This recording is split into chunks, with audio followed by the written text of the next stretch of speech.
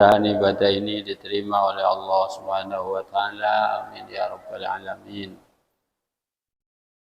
Para jemaah sekalian yang saya hormati, ngaji pada siang hari ini yaitu memasuki hadis yang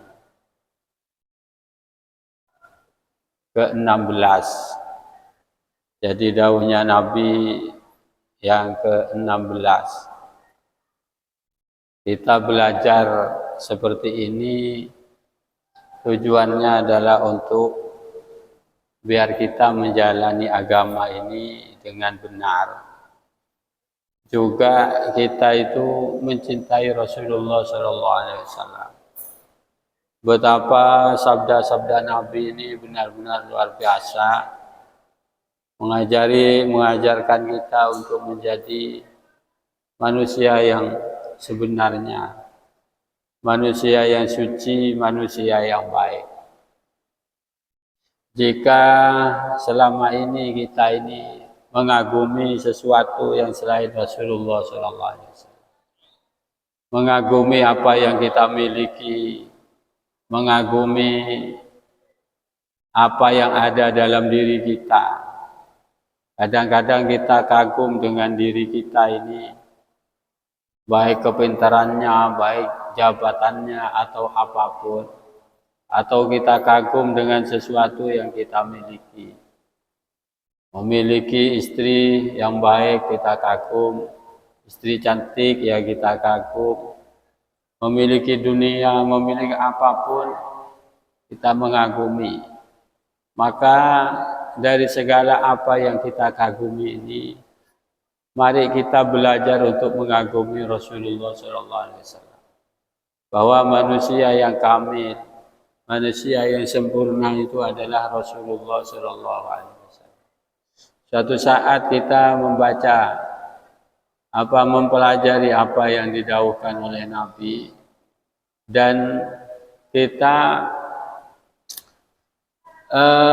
menghayati betapa agung apa yang disabdakan oleh Rasulullah SAW, sehingga patut untuk menjadi pegangan kita sehari-hari.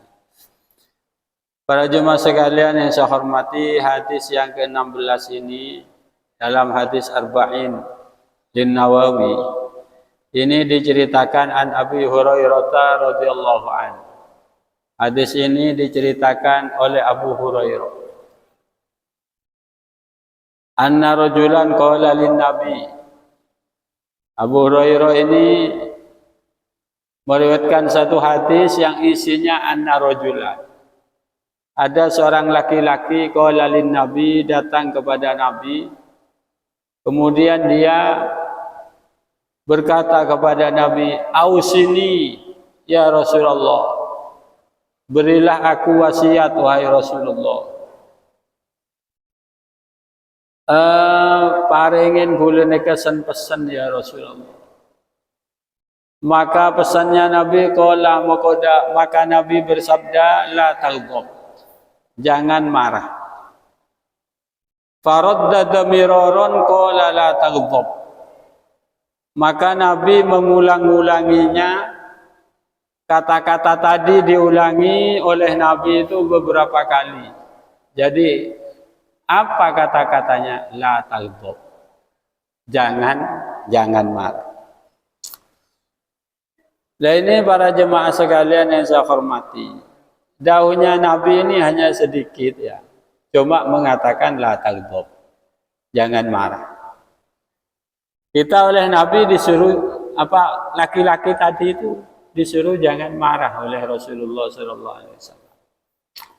Rasulullah ini memang para jemaah sekalian, ada orang bertanya atau ada orang meminta wasiat pesan-pesan kepada Nabi. Nabi itu kadang-kadang memang berbeda-beda. Memerintahkannya berbeda-beda. Ada seorang datang oleh Nabi disuruh la taghdab, jangan suka marah. Ausini ya Rasulullah, saya ingin mendapatkan pesan-pesan dari engkau Rasulullah. Apa namanya? Birrul walidain, berbuat baiklah kepada ibu. Janganlah kau menyakiti orang tua. Mungkin Nabi ini tahu penyakitnya orang yang bertanya kepada Nabi. Ada penyakitnya ngamukan. Maka oleh Nabi dikatakan la taghdab. Terlepas dari itu, para jemaah sekalian yang saya hormati, ada sifat-sifat yang mulia. Jika kita memiliki itu. Jadi ada sifat-sifat mulia yang memang harus kita miliki. Di antara sifat mulia ini adalah la taghdab. Kita menjadi orang yang pemaaf, yang peramah kita. Menjadi orang yang selalu menyenangkan kepada orang lain. Tidak kemana-mana kita itu marah. Di setokang gigir, di setokang gigir, di setokang gigir. Ini berarti hatinya telah dikuasai oleh ghadab. Hatinya telah dikuasai oleh marah, maka ada kotoran di dalam hati yang harus dibuang. Karena para jemaah sekalian yang saya hormati, katanya Imam Ghazali itu,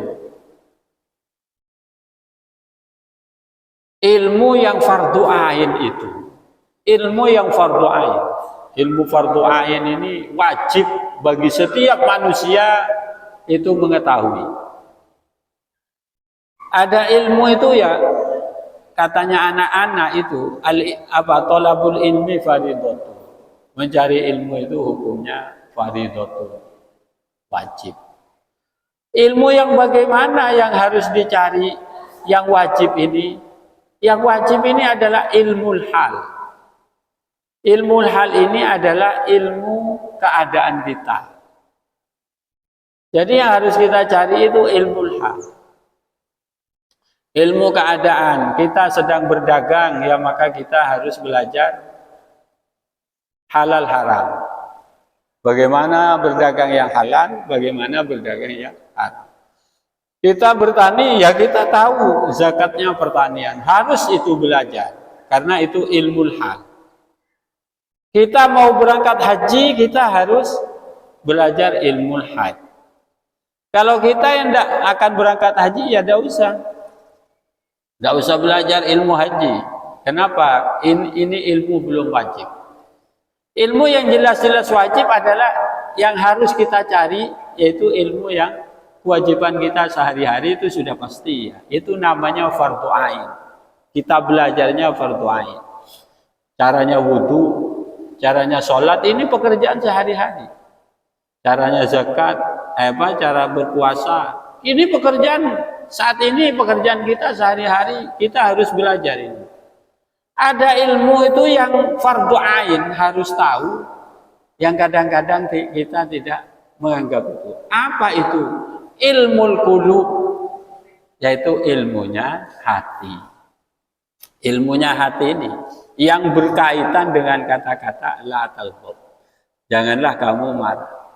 Karena marah ini kadang-kadang menyelimuti kebenaran.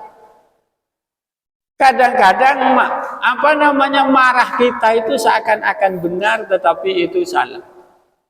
Ya. Kita melihat orang tidak baik, kadang-kadang kita marah. Misalnya ada anak kurang ajar. Anak kurang ajar ini kita marah. Anak saya cek kurang ajar. Kabar saya ngebala, kompoya sampean guys, lah burung segigir. Lah ini marah benaran apa enggak? Ya. Jadi marah itu memang boleh. Rasulullah Shallallahu Alaihi Wasallam itu jika marah benar Rasulullah. Karena agama Rasulullah itu. Marah karena Allah Subhanahu Wa Taala. Coba lihat marahnya Rasulullah ini. Andai kata Fatimah anakku mencuri, maka saya sendiri yang akan memotong tangannya Fatimah. Ini putri Nabi yang dicintai. Lah seperti ini marah. Lah kita itu tidak bisa marah karena Allah, itu tidak bisa. Kadang-kadang kita marah karena diri kita agar dianggap oleh orang lain, bukan marah karena Allah Subhanahu. Jadi hati-hati dengan marah ini. Walaupun marahnya kepada ketidakbaikan, misalnya kemungkaran. Ini kita melihat kemungkaran marah besar. Tapi lihat hati kita itu marah karena Allah atau marah karena kamu tidak dihargai yang ada di situ. Kenapa saya tidak dihargai? Di tempat saya mereka itu berani seperti itu. Dan ini bukan marah karena Allah Subhanahu wa taala. Sayyidina Ali radhiyallahu anhu itu pernah perang. Sayyidina Ali perang. Dalam medan perang Sayyidina Ali ini berperang, musuhnya di bawah. Sudah tinggal menusukkan pedangnya Sayyidina Ali ini ke musuhnya. Kemudian Sayyidina Ali yang tinggal memukul musuh ini diludahi oleh musuh yang ada di bawahnya. Tepat ke mukanya Sayyidina Ali. Maka Sayyidina Ali ini berhenti untuk memukulkan pedangnya ke orang ini. Enggak jadi. Pergi Sayyidina Ali dan bangun. Sayyidina Ali pergi. Kemudian musuhnya ini tanya, kenapa engkau tinggal membunuh saya? Kenapa engkau lari? Kalau tadi saya berperang karena Allah Subhanahu wa taala. Tapi saya setelah kamu ludahi, marah saya semakin membara. Maka saya tidak berani memukul kamu. Karena takut saya membunuh kamu, justru dosa yang saya dapat. Karena saya membunuh kamu sudah bukan karena Allah Subhanahu wa taala. Kira-kira kalau kita itu, kira-kira nih. Iki.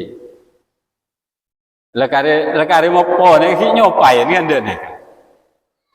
Itu kira-kira kita bagaimana? Lah inilah para jemaah sekalian, kita itu harus tahu bisikan-bisikan marah di dalam hati kita. Coba kita dengan istri saja, dengan keluarga, dengan anak. Ini bawaannya kita itu mau marah terus. Waduh ini aja dek neka, lebih cepat gelah tadi. Kadang ngomel buat napa neka. Maka marah ini memang harus kita latih untuk kita mampu meredam amarah kita. Meredam amarah. Nah, boleh orang bina lah, orang bina ni lah kan, jangan lah orang pun kelin. InsyaAllah itu pada lagi. Orang bina ni tak tahu orang yang laki, maunya berbicara, atau bicaranya istri kita kadang-kadang menyakiti. Kemudian kita mau marah terus. Lah itu pikir oleh kita, kenapa sih saya ini kok mau marah? Jadi istighfar, astagfirullah. Terus ini ditanam dalam diri kita ini, menjaga. Kanjeng Nabi ini oleh Allah yang paling dipesan ya ininya. Walau kunta faddan ghalidhal qalbi lam faddu min hawli. Itu kata Allah kepada walau kunta faddan Muhammad, andai kata engkau ini keras, ghalidhal qalbi, hatimu keras, suka marah, lau faddu min haulik, tidak ada orang yang mau dekat dengan.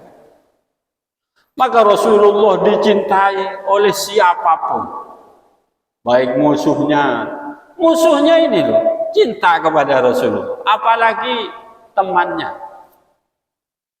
Semuanya musuh-musuh kafir itu mengagumi kepada Rasulullah SAW, kagum kepada Rasulullah itu. Musuh besarnya ini kagum. Musuh besarnya Nabi ya seperti Abu Jahal ashabi itu tetap kagum kepada akhlaknya Rasulullah SAW. Karena apa? Ya karena itu, walau kunta faddan ghalidhal qalbi lam faddu min hawlik. Kalau kamu menjadi orang yang keras, maka kamu akan ditinggalkan. Ini akhlak Rasulullah SAW. Terus para jemaah sekalian yang saya hormati,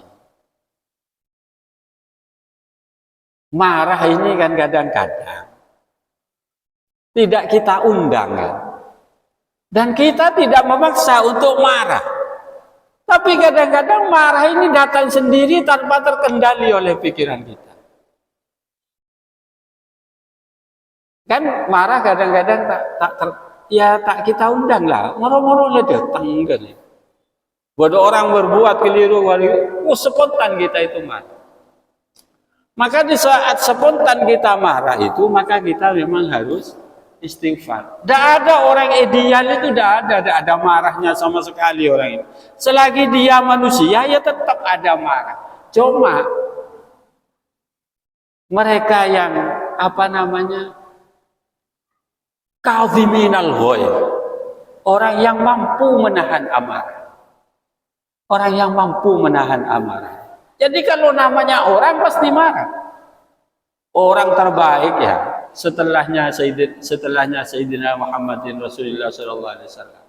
Setelah Kanjeng Nabi itu orang terbaik itu Abu Bakar.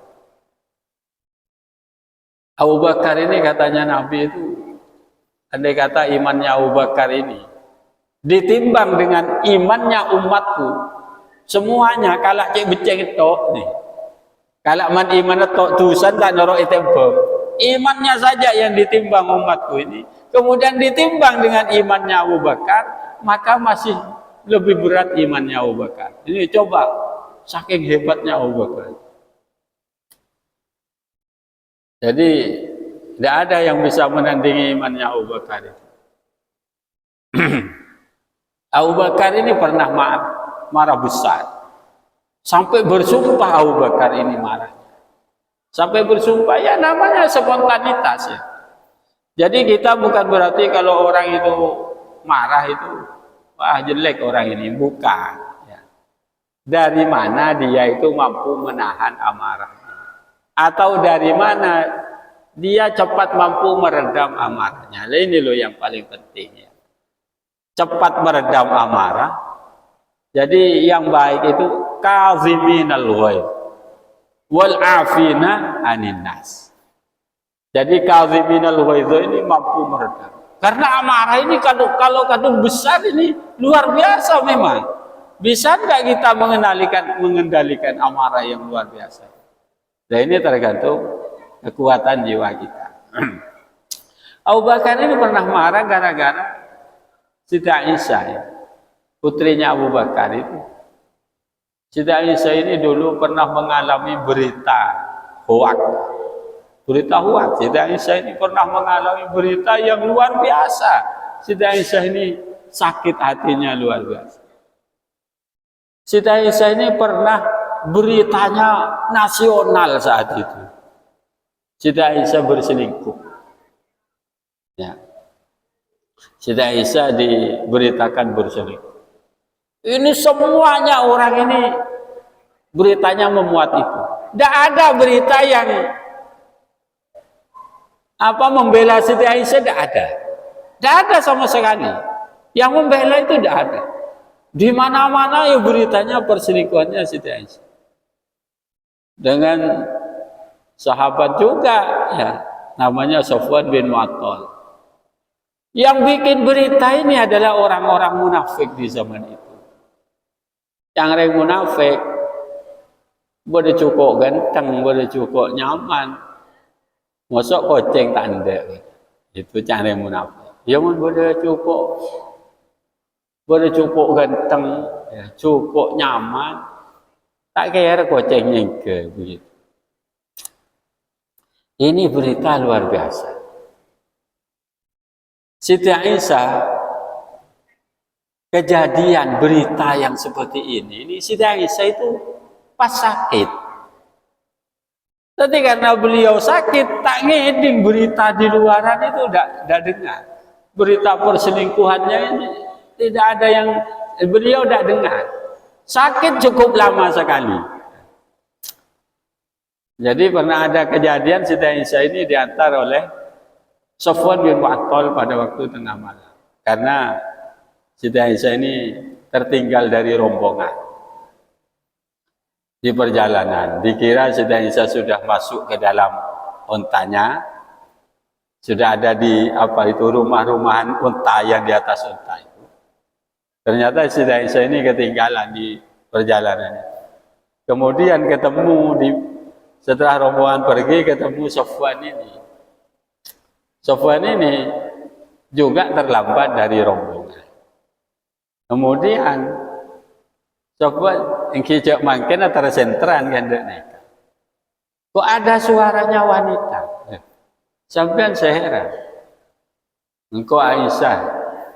Ya karena Siti Aisyah istrinya Nabi, ya Sofwan ini kan menghormat.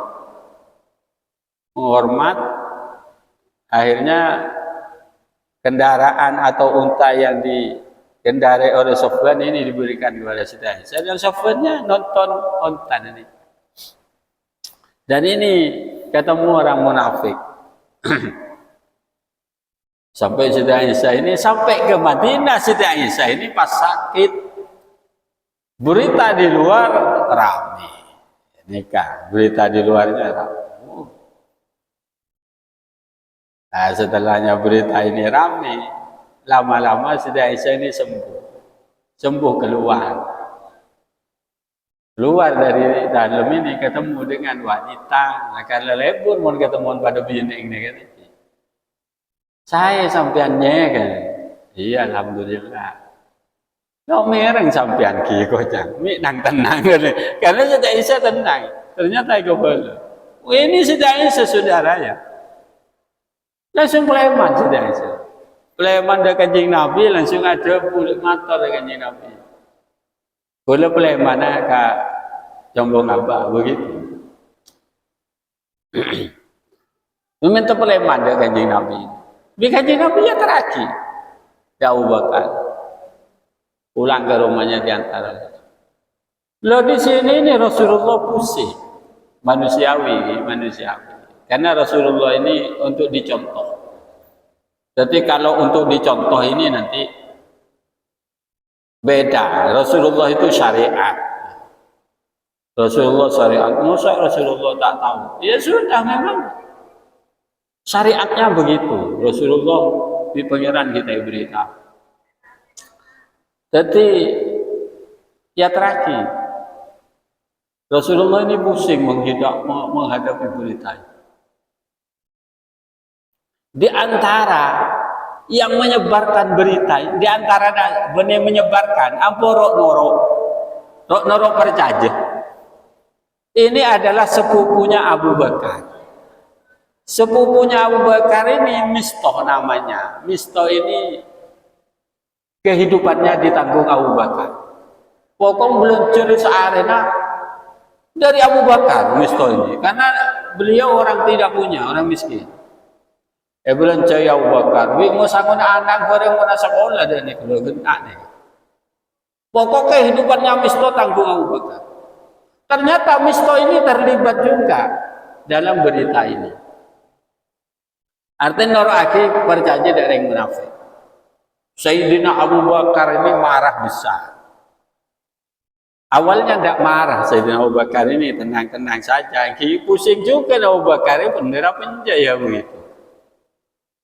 Lama-lama turun ayat. Turun ayat dari Allah Subhanahu wa taala yang membebaskan tuduhan perselingkuhan Siti Aisyah ini ada di dalam Al-Quran, diturunkan dalam ayat Al-Quran. Wah, ada ayat ini langsung menyebar ayat pembebasan tuduhan Siti Aisyah. Akhirnya ayat ini juga sampai ke Abu Bakar. Abu Bakar begitu dengar ayat pembebasan ini, Abu Bakar langsung bersumpah, wallahi saya tidak akan membiayai Mistoh. Jadi yang sepupunya ini tidak akan. Wallahi katanya. Saking marahnya Abu Bakar. Ya janya mana potrai fitnah itu. Dan dia itu orang hidupnya ditanggung Abu Bakar. Nanti marah benar Abu Bakar. Wallahi. Dan para jemaah sekalian, Rasulullah setelah turun ayat ini, Rasulullah ngonein Siti Aisyah.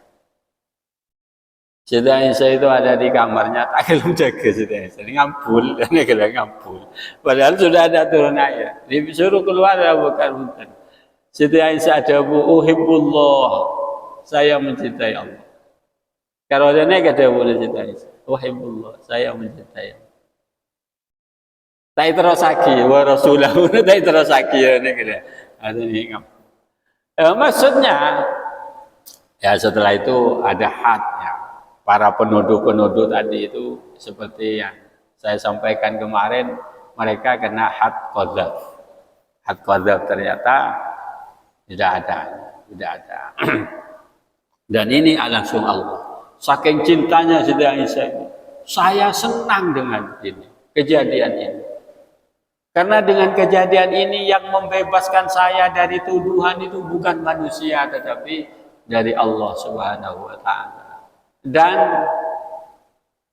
pembebasan ini abadi akan dibaca oleh umat manusia, oleh umat Islam sampai hari kiamat. Karena ada di dalam Al-Qur'an. Jadi ada pembebasan tuduhan kepada Siti Aisyah. Lah maksud saya, Abu Bakar ini marah besar langsung bersumpah seperti ini. Tapi orang baik ya, orang baik. Setelah bersumpah seperti ini, kan bersumpah kan? Bersumpah ini harus dikerjakan. Harus dikerjakan. Maksudnya harus dikerjakan, kalau melanggar sumpahnya dia kena kafarah. Setelah Abu Bakar ini bersumpah seperti ini, lalu Abu Bakar berpikir, saya apa harus melanggar sumpah saya? Apakah saya akan meneruskan sumpah saya? Dan ini ke orang becek. Orang becek ini berkira ini. Maka Abu Bakar langsung melanggar sumpahnya. Dengan cara Abu Bakar membayar kafar. Engkau bayar kafar. Karena apa ini? Karena emosi. Jadi kalau kita emosi misalnya, wallahi kau tak nyapa kedua. Ini tepang cepet gila sampai asompa tak nyapa. Lebih baik nyapa apa lebih baik tetap menjaga sumpahnya? Lebih baik nyapa.